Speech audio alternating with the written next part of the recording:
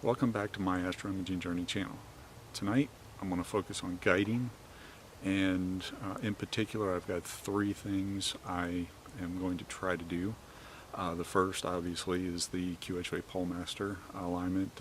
We've gone through that, so that's not a try, that's a do. We've got that process pretty well locked down. The second item that I'm going to try to go over is aligning my guide scope in the same plane as the OTA. So right now I know that this, I think, is pointing that way more than it should, okay?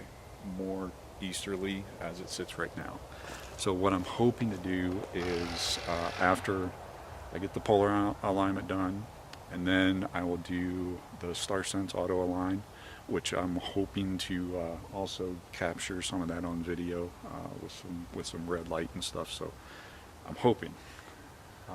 And then after that, we'll get up onto Capella, I believe this is the star, and get that centered into my DSLR.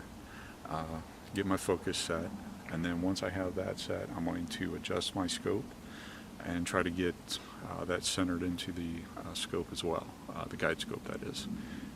So once that's completed, then I'm going to go and do the drift alignment, and then finally another round of stars. Really shouldn't need the Star Sense again at that point, but I'll do it just for my own thought process. But that's the goal tonight, so hopefully we can get all that done. I've got everything set up. I just need to find a couple of red lights, another camera, because this one will be the wide shot, so you can see the telescope moving and seeing me move across the pad here to do my alignments and everything.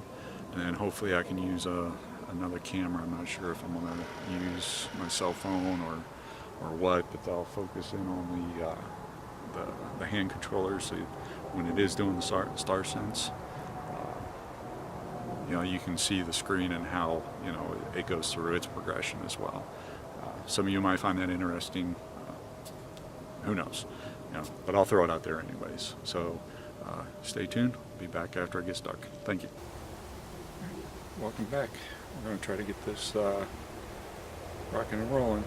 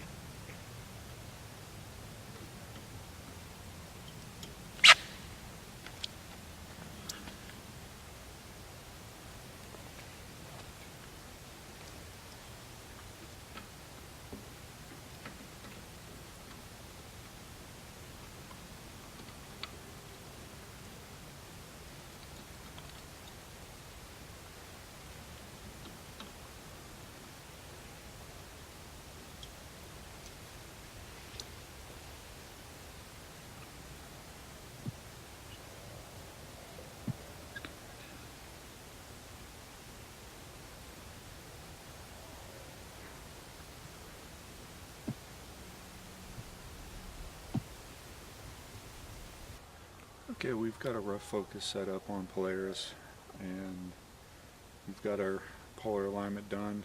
So now I'm going to do the star sense auto line.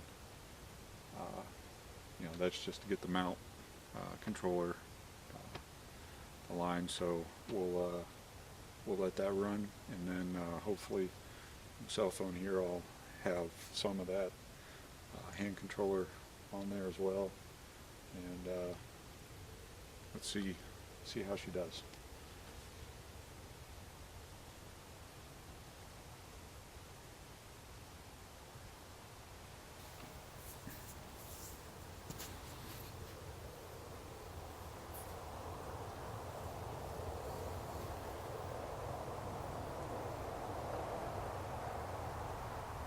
Press the line button, auto align. It's in the index position, and now it's gone.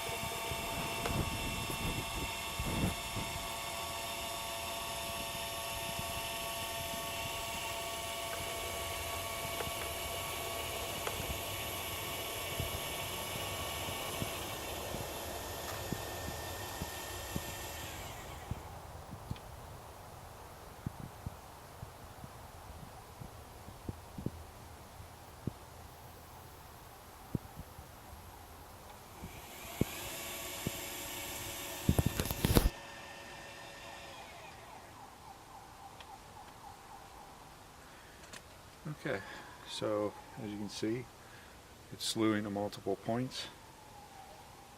It's taking a image with the small camera up here on the top and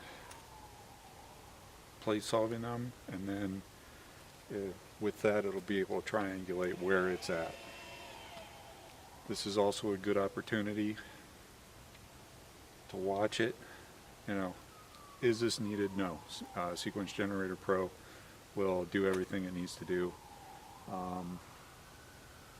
But I like to do this because it also gives me a couple minutes to watch it, make sure none of my cables are getting hung up, things of that nature. I know I wasn't watching it when I was trying to record the hand controller there, and I was having to stay out of the way of the weights and the counterweights.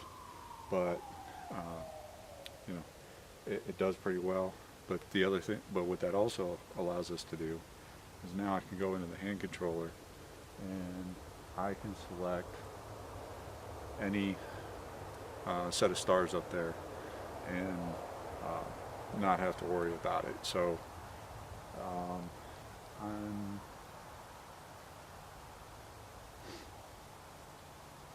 I'm going to wait until actually one of the nights when the moon's around 50% to try to get the guide scope lined up. So I'll have to delay this episode until I get that done, but simply because the moon is going to be a better target than trying to get that thing centered with one of these stars. So for now, as far as that part's concerned, I will stop the recorder here, and we'll work exclusively off the laptop, and we'll work on that drift alignment. Okay.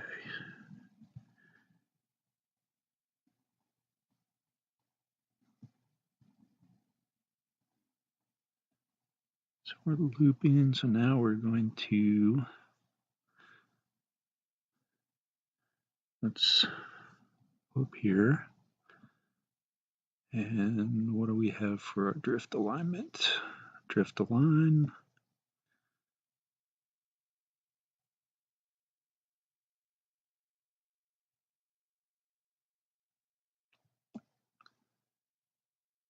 Oh, got to calibrate first. Okay, so let's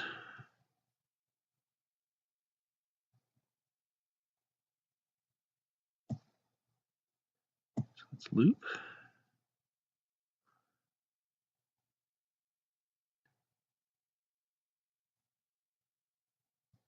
Let's select a star. Let's start guiding. So it's going to have to do its calibration. Okay, we are guiding.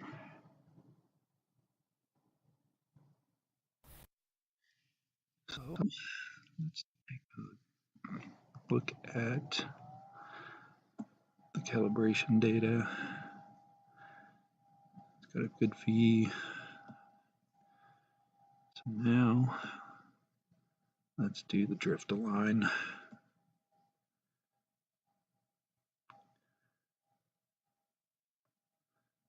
Let's let it drift.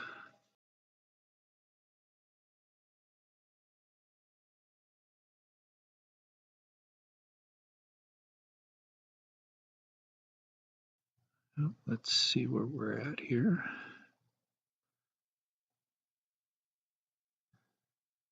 Looks like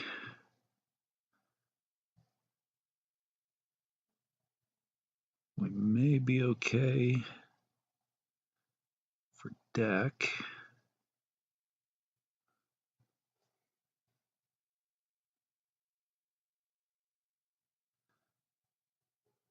We're going to leave that be. Then altitude, so let's see, that is azimuth. Then click altitude. So let's check the altitude and drift. Let's see where we're at. So we're going to watch the blue line now, I believe.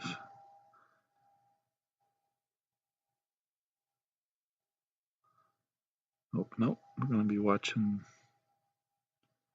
the red line again.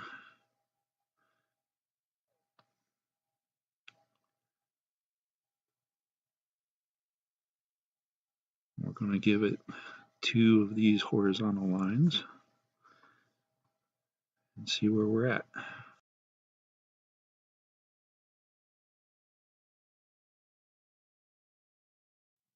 All right, doesn't look like we need too much adjustment. I'm going to call that good.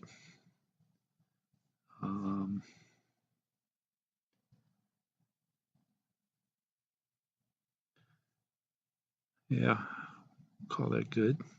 So we'll adjust and back to guiding.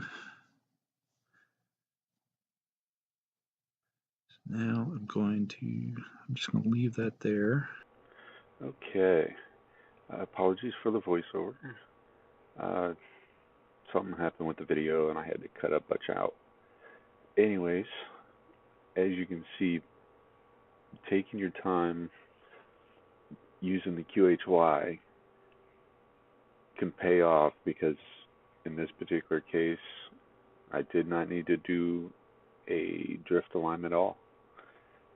So I'm real happy about that.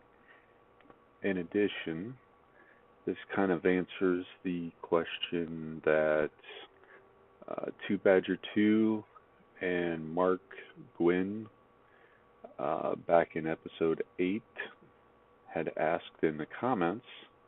Mark had asked if I was happy with the alignment. Yep, I'm happy. And 2Badger2 asked about if we selected a star further away from Polaris, if it would help dial in that final alignment a little bit better. And even though I still use the same star in this video, I think it kind of proves that we can still use that star and get the results we need. Still might test later on if using a star further out helps, but clearly this got in there pretty close on that polar alignment error. I mean, it was a minus 0.74. So yeah, I'll take that. So with that, I'm going to wish you all a good rest of your day. Clear skies. I appreciate you watching. Please hit that like button. Subscribe if you want to see more. And ring that bell if you want to get notified. Clear skies.